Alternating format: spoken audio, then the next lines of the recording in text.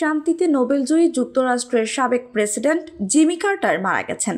স্থানীয় সময় গতকাল রোববার বিকেলে জর্জিয়া অঙ্গরাজ্যের প্লেন্সে নিজ বাড়িতে তিনি শেষ নিঃশ্বাস ত্যাগ করেন। তার বয়স হয়েছিল 100 বছর। জিমি কার্টারের মৃত্যুর খবর নিশ্চিত করেছে তার প্রতিষ্ঠিত প্রতিষ্ঠান কার্টার সেন্টার। জিমি কার্টার ইতিহাসে সবচেয়ে দীর্ঘজীবী প্রেসিডেন্ট। গত অক্টোবর মাসে তিনি 100তম জন্মদিন উদযাপন করেন। ডেমোক্রেটিক পার্টি থেকে নির্বাচিত জিমি কার্টার 1977 সাল থেকে 1981 সাল পর্যন্ত প্রেসিডেন্টের দায়িত্ব পালন করেন। অর্থনৈতিক ও কূটনৈতিক সংকটের মধ্যেই তাকে কাজ করতে হয়েছিল। জনপ্রিয়তা হারিয়ে হোয়াইট হাউস ছাড়ার পর মানবিক কর্মকাণ্ডের মাধ্যমে নিজের সুনাম ফিরে পান জিমি কার্টার। এই কর্মকাণ্ডের স্বীকৃতি হিসেবে 2002 সালে তাকে শান্তিতে নোবেল পুরস্কারে ভূষিত করা হয়। এক বিবৃতিতে জিমি কার্টারের ছেলে চিপ কার্টার বলেন, আমার বাবা একজন নায়ক ছিলেন, শুধু আমার কাছেই নয়, যারা শান্তি, মানবাধিকার ও নিঃস্বার্থ ভালোবাসায় বিশ্বাস করেন এমন সবার কাছেই।